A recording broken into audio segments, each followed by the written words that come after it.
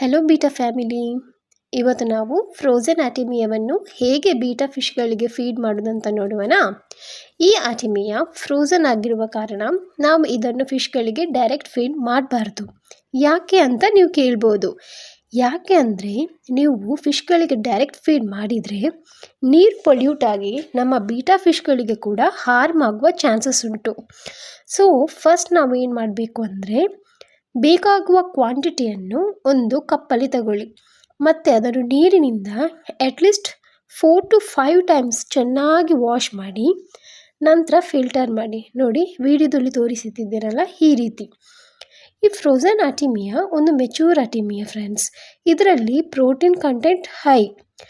So ಇದರಲ್ಲಿ ನಮಗೆ protein ಜಾಸ್ತಿ ಇರೋದರಿಂದ ಇದು ಫಿಶ್ಗಳ ಕಲರ್ ಎನ್ಹ್ಯಾನ್ಸ್ ಮಾಡೋದಕ್ಕೆ ಹೆಲ್ಪ್ ಮಾಡ್ತದೆ ಮತ್ತು ಬೀಟಾಗಳ ಗ್ರೋತಿಗೆ ಕೂಡ ಸಹಾಯ ಮಾಡ್ತದೆ.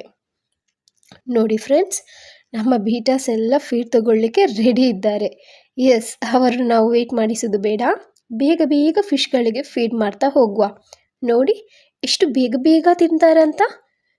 ಕ್ಯೂಟ್ ಇದ್ದಾರಲ್ಲ ಫ್ರೆಂಡ್ಸ್. ಇದು ನನ್ನ first long video.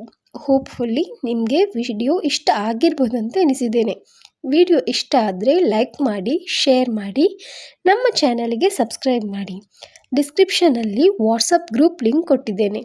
Sales ರಿಲೇಟೆಡ್ಗಳಿಗಾಗಿ DM ಮಾಡಿ.